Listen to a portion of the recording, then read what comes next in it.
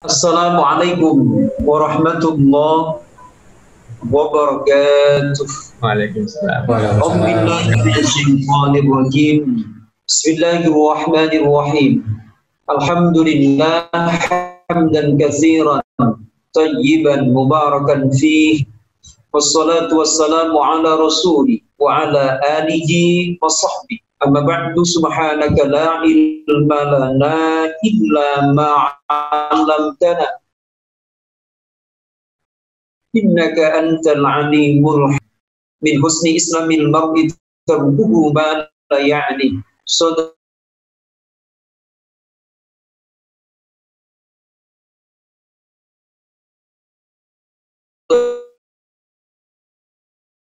Allah wa sadaqa rasulina rahmataka min khazaini rahmatik ya arhamar rahimin ya arhamar rahimin ya arhamar rahimin walhamdulillahi rabbil alamin. Alhamdulillah, sore hari ini insyaallah kita lanjutkan kembali kajian kitab Riyadhus Shalihin. Untuk pertemuan kali ini hadis yang terakhir di bab Al-amru bi ada'il amanah. Jadi hadis yang terakhir diperintah untuk menunaikan amanah. Karena pada pertemuan berikutnya nanti kita sudah menuju pada bab yang lainnya.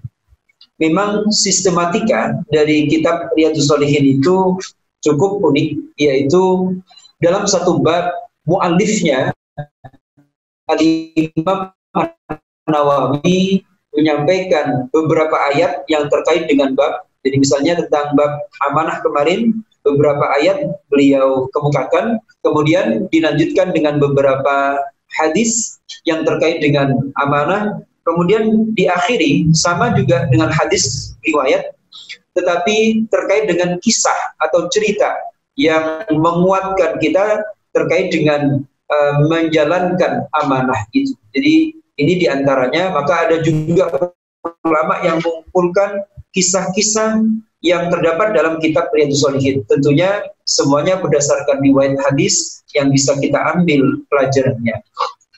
Adapun riwayat tentang kisah amanah pada bab ini cukup panjang sekali, yaitu terkait erat perang Jamal. Saya sebutkan diantaranya riwayatnya di sini. An Abi Khubayb bidummil kha al-mu'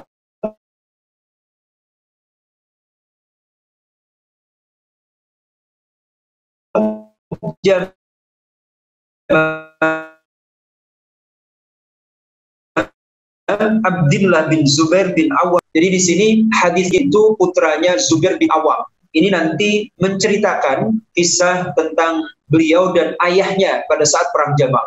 Tapi sekilas sedikit, Abdullah bin Zubair itu adalah putranya Zubair bin Awam. Zubair bin Awam itu termasuk satu dari 10 sahabat yang mendapatkan kabar gembira dari Nabi untuk masuk surga. Sementara Abdullah bin Zubair ini siapa? 4 Abdul yang terkenal ini, yaitu Abdullah bin Abbas, kemudian Abdullah bin Umar, Abdullah bin Amr bin As, dan juga Abdullah bin Zubair ini. Sebenarnya nama Abdullah masih banyak yang lainnya. Di antara ulama ada yang menghitung di kalangan sahabat itu ada 220 nama Abdullah itu. Kemudian Abdullah bin Zubair selaku rawi hadis yang akan kita cermati riwayatnya ini merupakan anak yang pertama kali lahir di Madinah. Jadi di masa Islam, jadi di masa atau di kalangan kaum muhajirin. Jadi ketika beliaunya lahir ini, umat Islam sangat senang sekali, karena ada komentar yang disebutkan oleh Syekh Ibnu Alan As-Siddiqi dalam kitab Dalilul Falihin dari Syarh Riyadhus Shalihin, bahwa orang-orang Yahudi itu menyatakan kami telah mensihir orang-orang Islam sehingga tidak mungkin bisa punya anak laki-laki. Tetapi ternyata takdir Allah menyatakan bahwa lahirlah Abdullah bin Zubair ini dari pasangan yang luar biasa. Kenapa? Karena dari ayah Zubair bin Awam, kemudian ibunya itu adalah Asma binti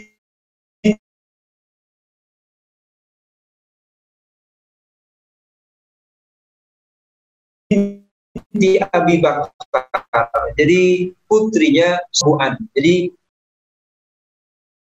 di situ yang ahli ibadah, kalangan sahabat yang sangat alim, kemudian beliaunya juga terkenal sebagai seorang yang sangat pemberani. Baik, itu sekilas tentang biografi dari sahabat Abdullah bin, katakan bahwa Abdullah bin Zubair ini mengisahkan pertemuannya atau perbincangannya dengan ayahandanya, yaitu Zubair bin Awam, beberapa saat sebelum berkecamuknya Perang Jamal. Jadi Perang Jamal ini merupakan perang yang terjadi pada tahun 36 Hijriah, pada masa khilafah atau pemerintahan sahabat Ali bin Abi Thalib karramallahu wajhah. Jadi di situ terjadilah Perang Jamal, yaitu perang yang pertama kali dalam Islam antara pasukan yang dipimpin oleh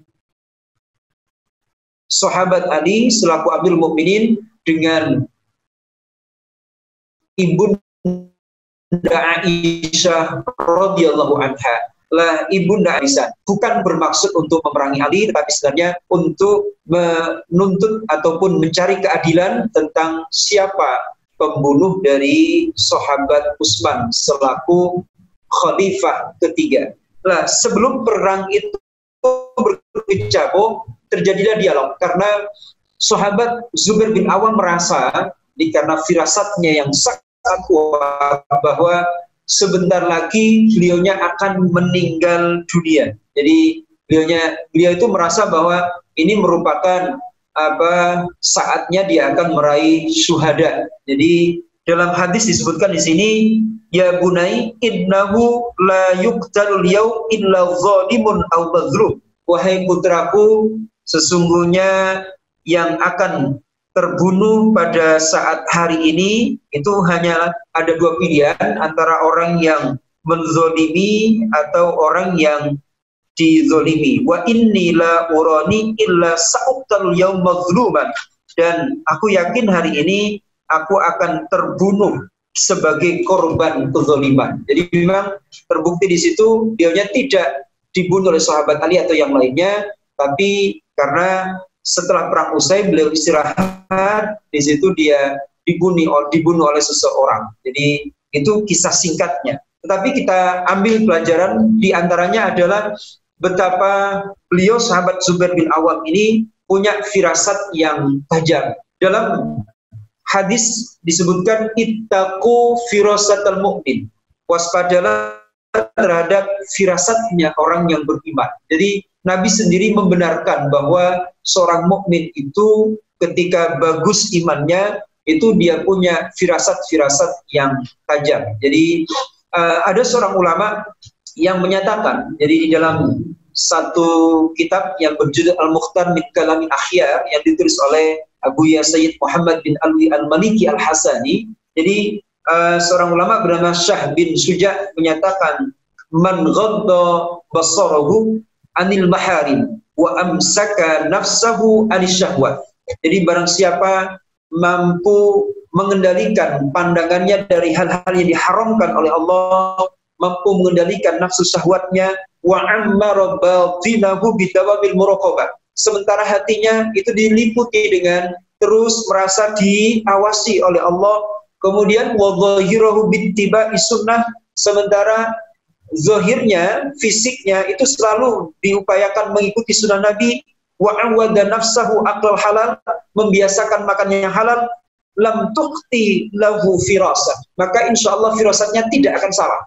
Ini kalau kita cermati tadi yang disampaikan oleh Syah bin Suja, itu seorang ulama, bahwa ada beberapa hal tadi yang menguatkan firasat itu semuanya ada pada orang-orang yang berpuasa. Jadi siapa yang mengendalikan penglihatannya, kemudian mengendalikan nafsunya, kemudian batinnya itu diisi dengan muraqabah. Coba kalau kita cermati, orang puasa tidak hanya mengatur jadwal makannya, tetapi seluruh tubuhnya ikut berpuasa, hawa nafsunya juga dikendalikan, kemudian hati itu diisi dengan muraqabah, yakin diawasi oleh Allah, sementara totalitas tubuhnya berusaha mengikuti sunnah, kemudian dia sahur dan buka dengan makan yang halal, maka insya Allah kalau orang itu puasa dengan sebenar-benar puasa, maka dia akan memiliki firasah yang kuat sebagai seorang mukmin, dan itu dibenarkan oleh Nabi. Nah, kita cermati di sini hal poin utama selanjutnya, kita kembali pada riwayat hadis dalam kitab Riyadhus Shalihin.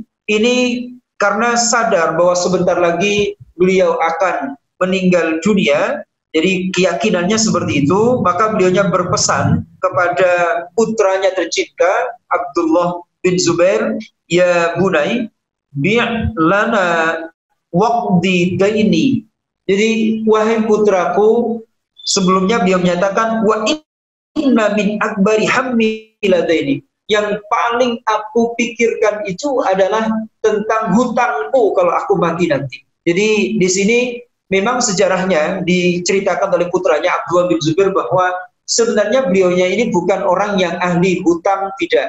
Jadi karena begitu jujurnya, begitu mulianya, banyak orang yang nitip hartanya kepada beliau. Nah, cuma dalam titipan itu, kalau orang itu sebenarnya orang yang dititipi ini tidak bertanggung jawab kalau hartanya hilang, kalau dia tidak teledor misalnya. Tetapi karena sebagai bentuk tanggung jawab amanahnya, Zubair bin Awam tidak mau, akadnya tidak mau titip. Sudah, barang yang dititipkan itu menyatakan ini saya hutang semuanya. Jadi dianggap sebagai hutangnya. Supaya apa?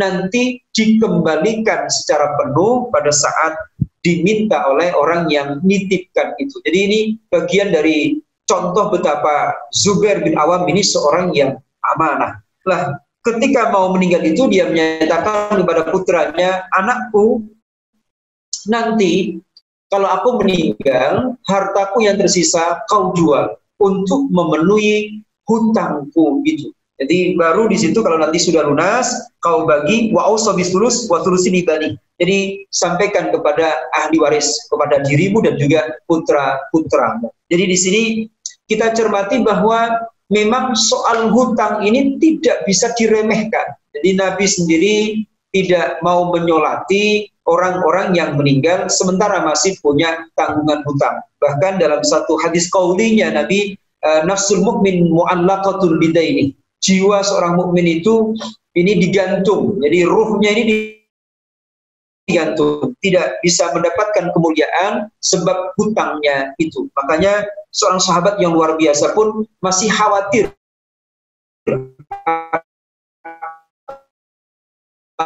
hutang.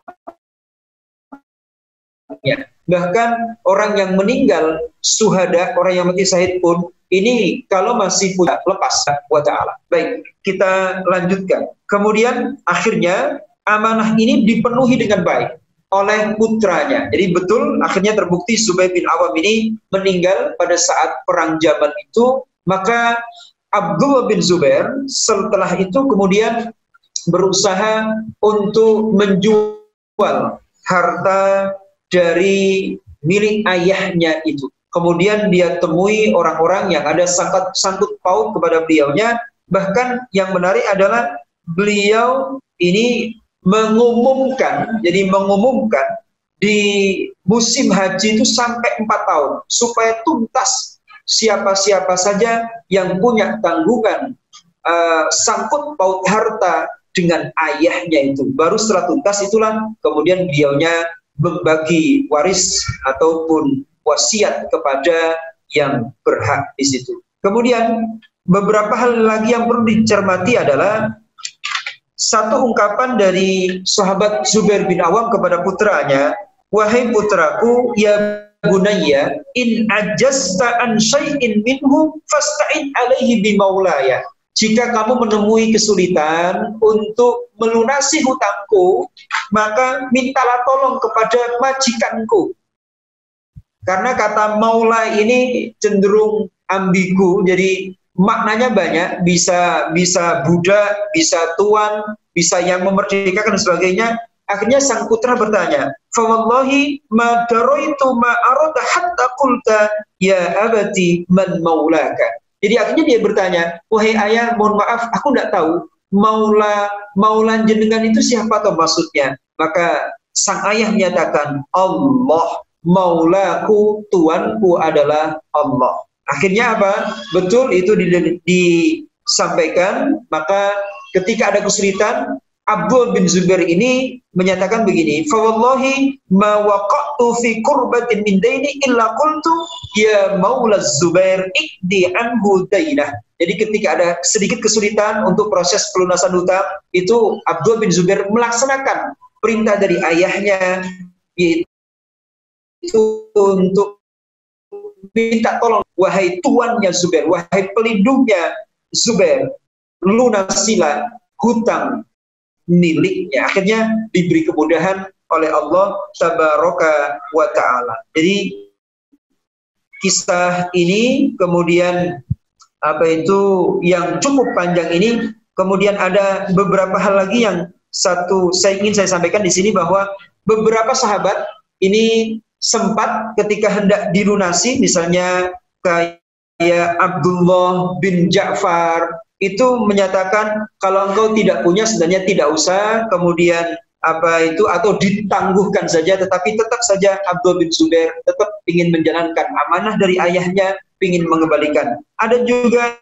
di sela-sela kisah untuk Zubair bin Awam ini, ada seorang sahabat yang luar biasa namanya Hakim bin Hizam.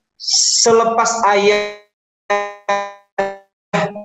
ayahnya Abdullah bin Zubair, itu berapa? Kalau kamu mau, aku lunasi semuanya. Jadi artinya apa? Tolong menolong satu sama lain di antara para sahabat ini sangat kuat sekali terjadi. Jadi banyak hikmah yang bisa kita ambil dari kisah tadi. Yang paling utama adalah dari dua sosok yang utama, yaitu Abdullah bin Zubair dan juga Zubair bin Awam, di mana kedua orang tua dan anak ini menjadi contoh dalam hadis ini betapa keduanya mampu menjalankan amanah dengan baik sebagai seorang mukmin. Insya Allah ketika seseorang menjalankan amanah, maka hidupnya akan bahagia di dunia,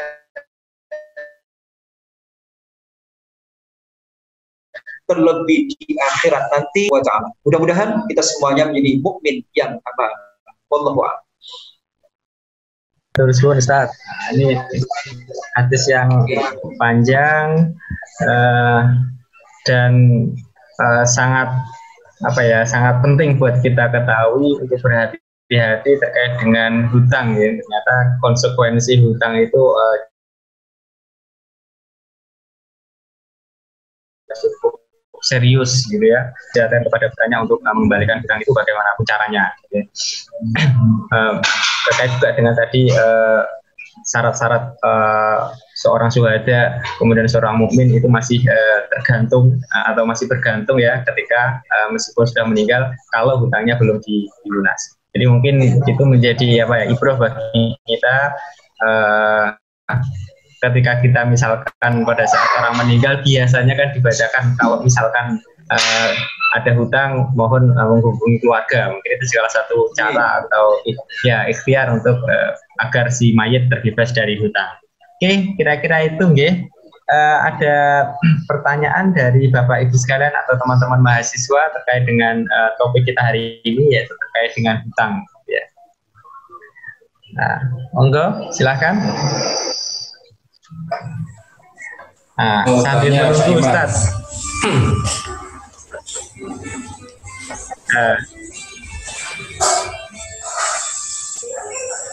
Oh iya Pak Darmawan, monggo silakan ada pertanyaan. Monggo Pak.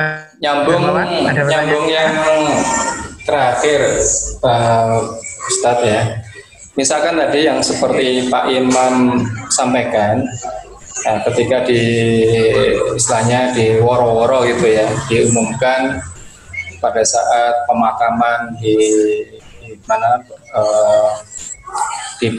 pemakaman ya. Kemudian sebetulnya ada yang kan di situ ada yang mengikhlaskan ya. Ada yang misalkan ini diikhlaskan berkenan atau enggak. Nah, itu apakah sama dengan pemenuhan hutang kepada yang bersangkutan? Misalkan ikhlas itu sudah dianggap sama ya, Pak Ustadz ya? Artinya yang mempunyai yang mempunyai hutang kepada si meminjami hutang kepada si mayat tadi itu, tapi dalam hati dia tidak mengemukakan ke ahli waris, cukup dia dalam hati ya sudah saya ikhlaskan, itu sudah sama gitu. Baik, saya coba urai, cukup saya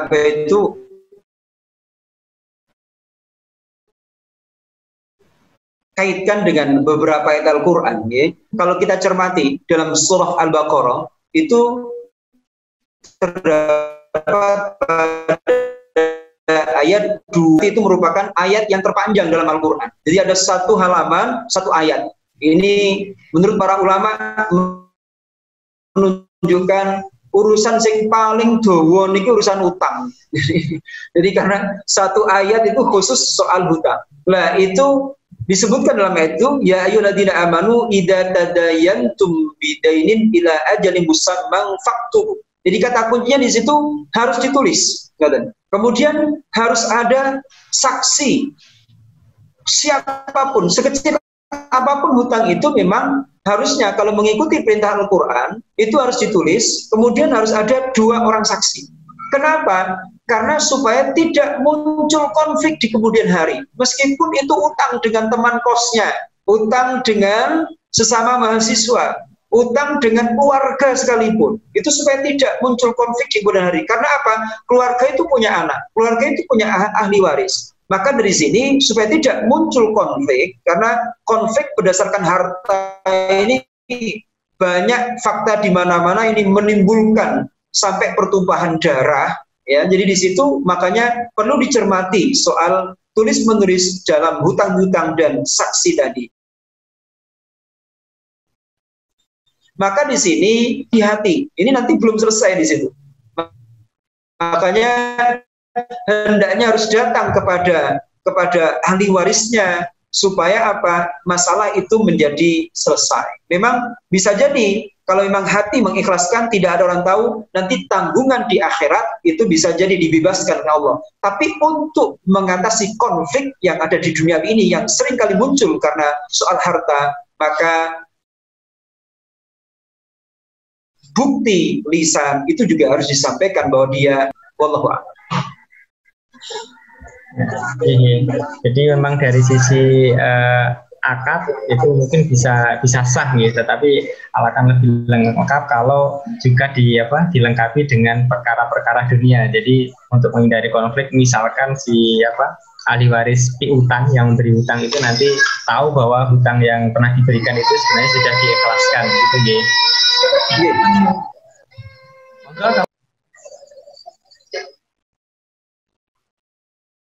Monggo jika ada pertanyaan lagi.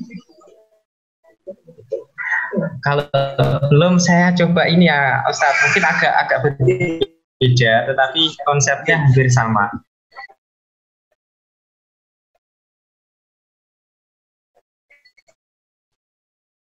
Jadi yang kita mau menyumbang atau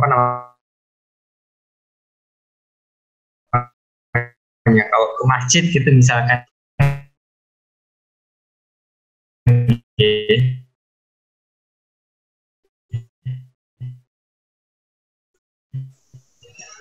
tidak ada dan belum dibalik nama mungkin dalam bahasa pertanahan gitu. Nah kemudian setelah bergenerasi kemudian anak cucunya itu istilahnya menarik lagi tanah yang sudah diwakafkan ke masjid itu kira-kira bagaimana gitu? Karena boleh jadi sering terjadi di masyarakat. Ya, kalaupun itu tetap dilakukan, maka si anak ini kalau memang karena melakukan itu atas dasar kesengajaan dan pengetahuan, maka nanti bisa menjadi berat di sisi Allah Tabaraka wa Ta'ala. Makanya siapapun, jadi terutama takdir masjid atau musola, memang yang terkait itu harus dicermati supaya tidak terjadi kasus seperti itu. Memang saya dapati di beberapa daerah seperti itu, jadi sempat terjadi tarik ulur, konflik yang berkepanjangan karena dulu karena dasarnya hanya lisan saja, tidak ada bukti hitam di atas putih. Jadi memang tidak mudah nggih. Apalagi kalau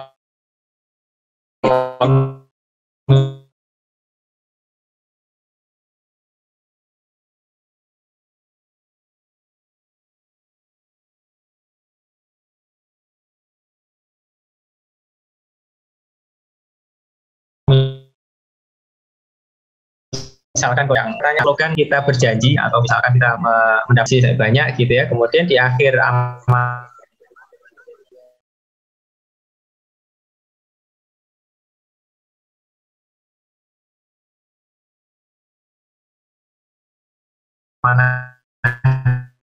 kita amanah itu ternyata ada beberapa yang tidak kita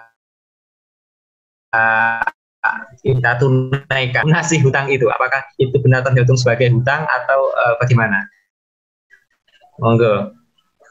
Oke, memang harus dilihat dulu janjinya seperti apa dan kewenangannya sejauh mana. Tapi pada prinsipnya ketika orang itu berusaha melakukan satu hal, maka ketika ada satu halangan yang di luar kemampuannya, maka insya Allah dia akan diampuni oleh Allah, karena la yukallifullahu nafsan illa wus'aha. Tapi pada prinsipnya ada kemauan yang kuat, jadi ada niat yang kuat.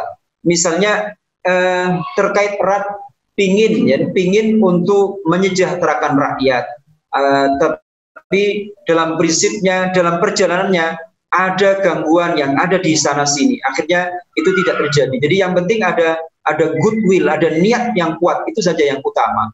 Misalnya kita coba longgarkan, kaitkan dengan ini di 10 hari yang terakhir ini di bulan Ramadan.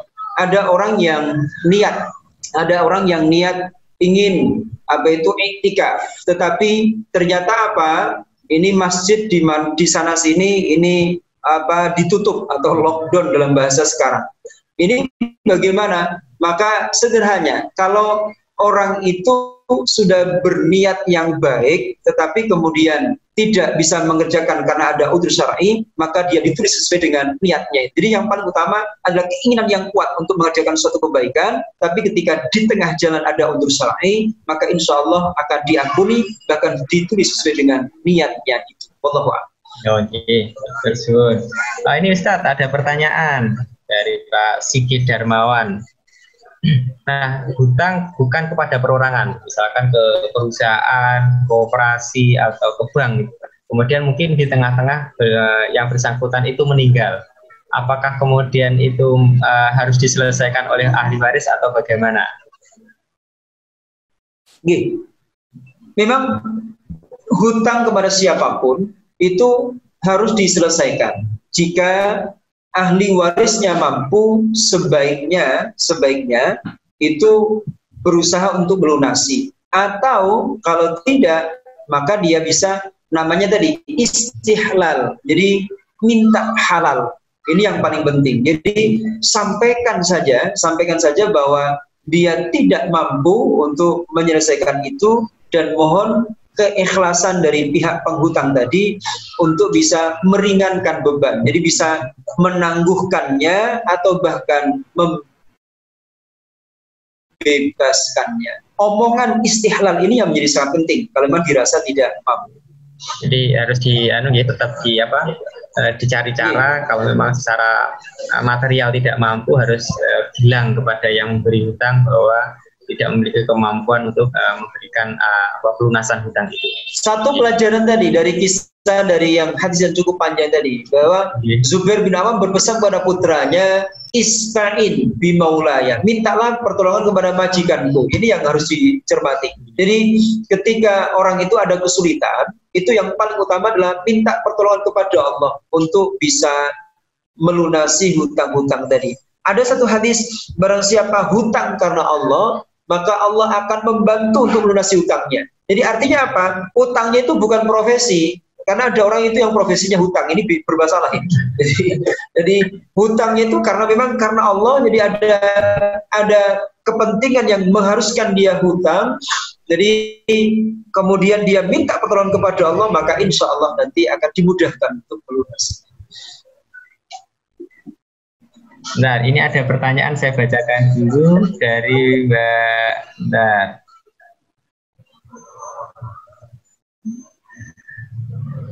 Mbak Nadia. Ya. Jadi misalkan kita berhutang kepada seseorang, gitu ya.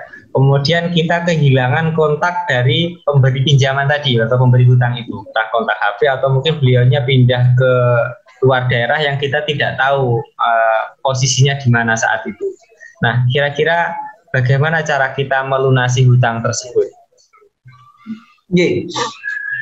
Sebagaimana yang dilakukan oleh Abdullah bin Zubair dalam hadis yang kita cermati tadi, beliaunya sampai 4 tahun itu mengumumkan, memang diprediksi di situ ada 4 daerah besar dan di situ secara bergantian 4 tahun itu sekiranya bisa selesai semuanya. Artinya apa? Berbagai macam usaha harus dilakukan terlebih dahulu.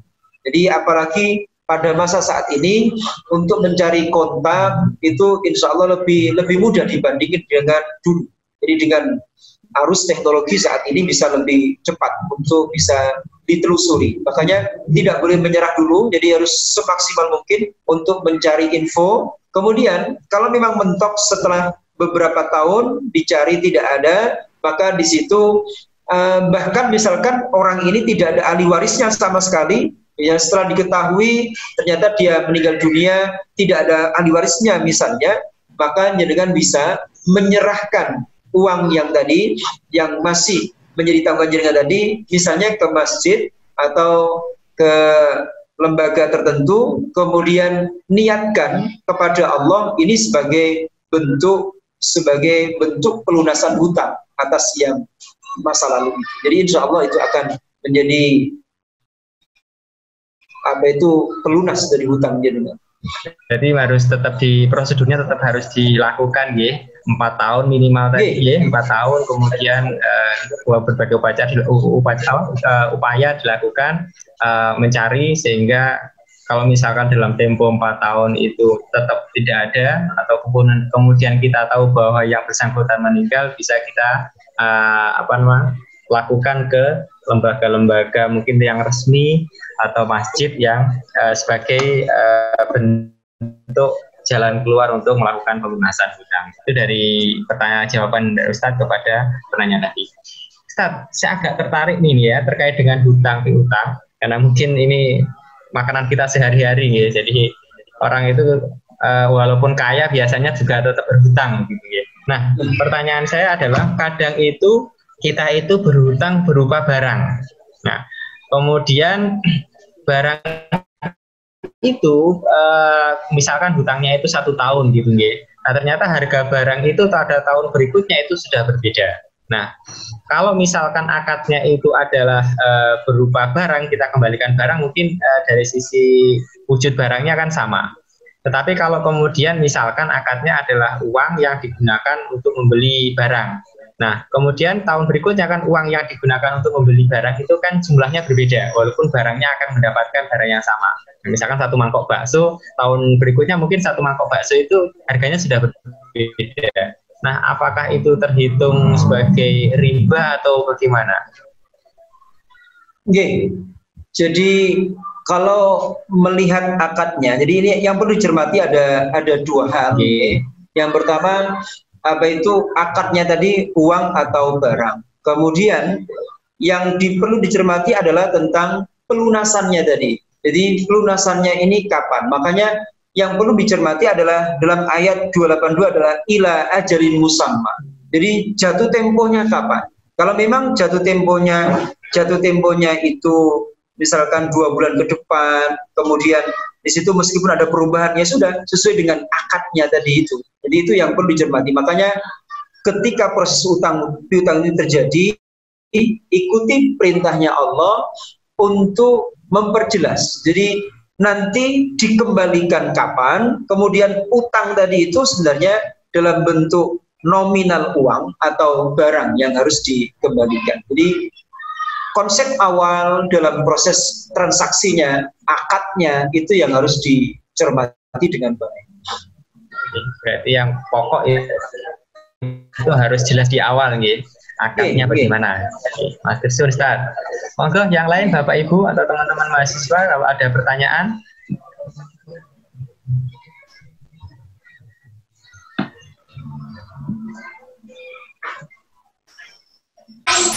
Ya, izin Pak Imam, kalau tidak ada saya mau bertanya. Oke, Pak Darmawan, monggo. Gini Ustadz, kalau sempat kita perhatikan ya beberapa mungkin tahun terakhir ini ada berita yang seorang anak itu menggugat orang tuanya, lebih tepatnya itu kalau nggak salah ibunya, gara-gara hutang.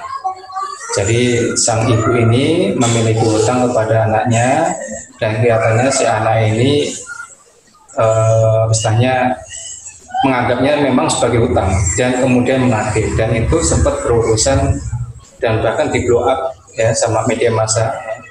Nah, yang ingin saya tanyakan itu sebetulnya gimana Ustaz, status orang tua yang berhutang kepada anaknya? Ya, terima kasih. Iya, sebenarnya hubungan orang tua dan anak itu harusnya ada dua ya.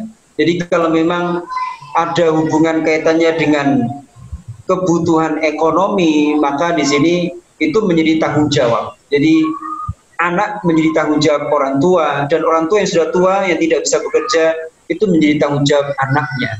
Tetapi kalau kaitannya dengan bisnis beda lagi. Jadi misalkan anak punya bisnis, orang tua punya bisnis, maka itu diletakkan pada proporsinya yang pas, bahwa itu adalah sebuah bisnis dan memang harus dipertanggungjawabkan secara profesional. Tetapi terlepas dari itu, bagaimanapun adab anak kepada orang tua harus tetap dijaga. Jadi memang secara hukum bisa dituntut kalau itu memang bisnis, tetapi etika seorang anak kapanpun itu dalam kondisi apapun, bahkan dalam bahasa Al-Quran, meskipun orang tua itu berbeda agama, maka anak harus tetap menghormatinya. Apalagi ini yang satu agama, maka harus diberi solusi yang terbaik sehingga tidak sampai ada cap durhaka kepada orang tua. Allah. Iya. Ini bukan hanya perkara ini ya, Ustaz, bukan perkara soal teknis hutang piutang, tetapi juga harus melibatkan adab mungkin ya. Nah, tidak mudah kadang-kadang seperti itu kalau anaknya tidak mengerti gitu ya. Oke, monggo ada pertanyaan lagi? Kita masih punya banyak waktu nih terkait dengan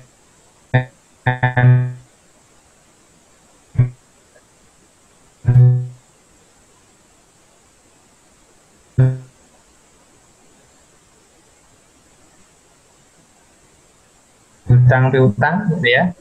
Mungkin perkara yang sehari-hari remeh-temeh kita alami atau kita melakukan gitu ya. Ya.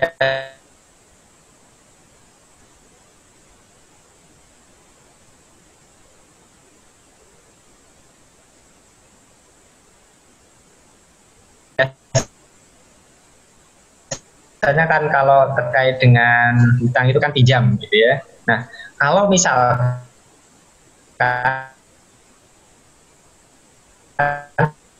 tapi tidak sepengetahuan orang yang memilikinya. Ini sebenarnya dalam fikih-fikih sudah banyak dikaji, itu tidak boleh.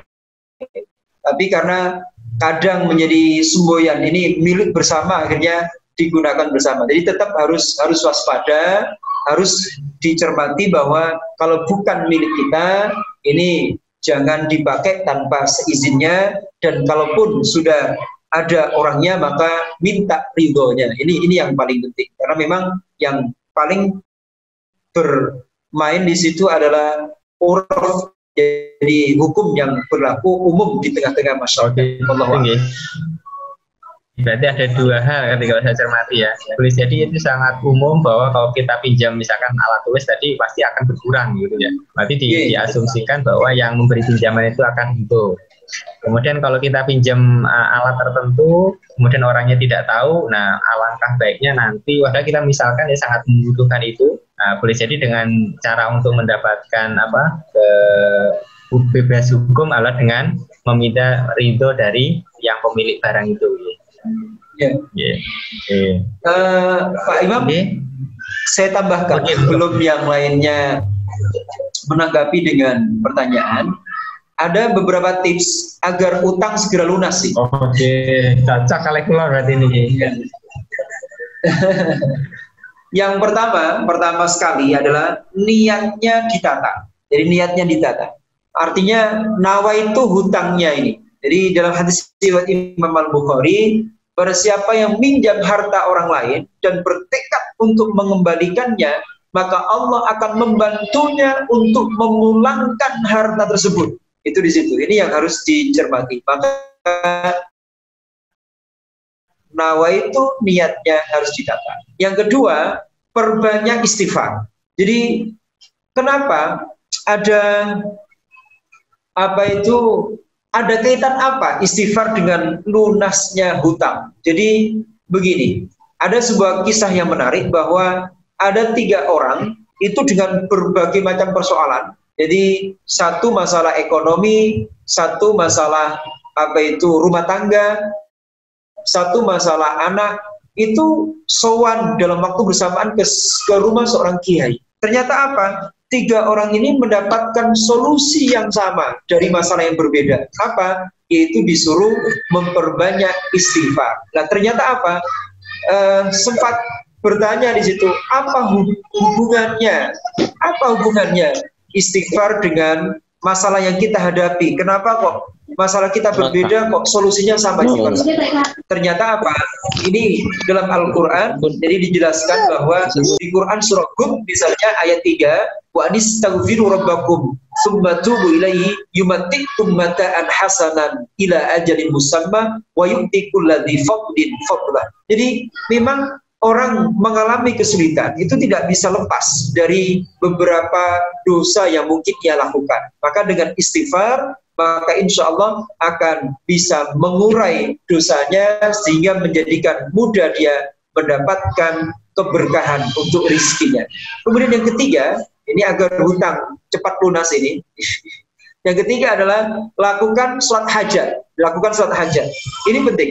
Hadis riwayat Hudzaifah, jadi disebutkan dalam Sunan Abu Dawud, karena Nabi Shallallahu Alaihi Wasallam idza hazabahu amrun sholat. Nabi itu kalau mendapati satu perkara, beliau segera sholat.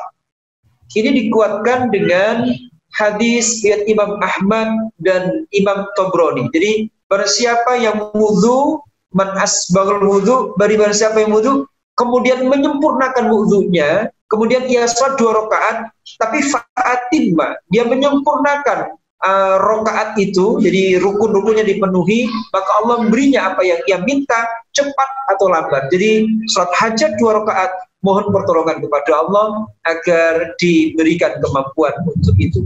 Kemudian yang keempat, miliki sikap hemat. Jadi jangan sampai berlebihan hidup ini, jadi terlalu kikir juga jangan, terlalu boros juga jangan. Jadi miliki pola hidup yang hemat, maka insya Allah akan segera lunas utangnya. Kemudian yang kelima, ini tidak kalah penting, yaitu apa?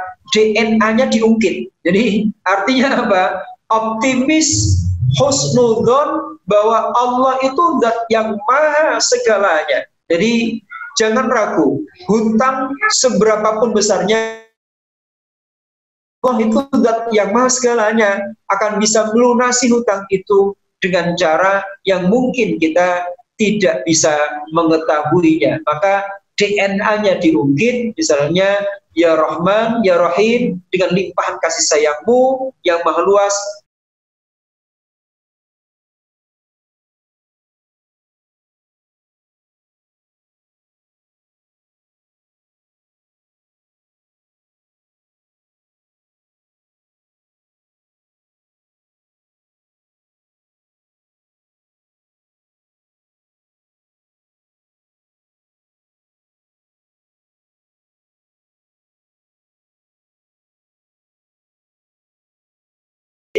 Tapi ini masih lama datangnya sholat, sudah di masjid. Akhirnya ditanya, kenapa kok kesini? Pulau utang pulau ke atasnya Rasul. Ya wes, tak ajari doa ini kamu baca di waktu pagi dan sore, maka insya Allah Allah akan menghilangkan kesedihanmu dan melunasi utangmu. Akhirnya sahabat Abu Umamah Al-Bahili diajari oleh Nabi yaitu doa untuk melunasi hutang, yaitu Allahumma inni a'udzubika minal hammi wal hazan wa a'udzubika minal ajzi wal kasal wa a'udzubika minal jubni wal bukhl wa a'udzubika min ghalabatid daini wa qahrir rijal. Jadi penekanannya tadi wa a'udzubika min ghalabatid daini wa qahrir rijal. Maka insyaallah dengan 7 hal itu kita laksanakan, kita akan dimudahkan untuk bisa segera lunas hutang kita sehingga kapanpun meninggal dunia, mudah-mudahan insya Allah kita akan berbebas dari hutang. Allahumma. Nah, tersun. Mungkin ada pertanyaan lagi, monggo Bapak Ibu.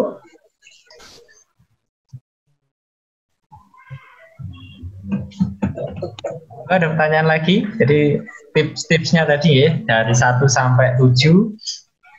Yang kuncinya adalah ini a'udzubika min ghalabatid wa qahri rijal. Ghalabatid nggih. Monggo ada pertanyaan?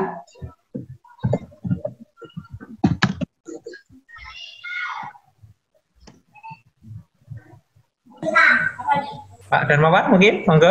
Tadi di chat ada Pak. Sudah atau belum Pak? Oh di chat ada ya? Ya terkait dengan emas tadi ya. Oh, sebentar, ini baru saya lihat ini dari Mas Faris. Mohon izin bertanya, bagaimana kalau misalkan hutang emas belum dibayar bertahun-tahun sampai harganya sudah naik dari yang sebelumnya saat hutang itu, misalkan harganya 200.000 dan sekarang sudah mencapai 500.000. Sesuai dengan hutangnya tadi. Kalau hutang emas ya dibayar dengan emas. Jadi akadnya yang penting tadi nggih. Jadi kalau akadnya itu adalah emas, ya berarti mengembalikannya juga dengan barang berupa emas. Tapi kalau akadnya itu ya mengembalikannya juga dengan 200.000. Kalau misalkan dulu hutangnya 1 gram emas, ya berupa barang itu, dan akadnya itu adalah berupa pengembalian barang, ya berarti tahun-tahun pengembalian atau ketika sudah jatuh tempo tadi ajalimu sama tadi ya tetap dengan emas 1 gram walaupun harganya sudah berubah dari 200.000 menjadi 500.000. Itu kira-kira Ustadz ya, saya ikut nambahkan tadi, memperjelas tadi. Sebentar, ada lagi mungkin ini, sebentar saya cek lagi. Sudah tidak ada ini ya, Mas Naufal, Faris Naufal, oke. Monggo ada pertanyaan lagi? Yang raise hand atau yang chat, monggo. Mungkin pertanyaan terakhir mungkin ini, waktunya sudah 5:05 ini. Monggo, kalau ada pertanyaan.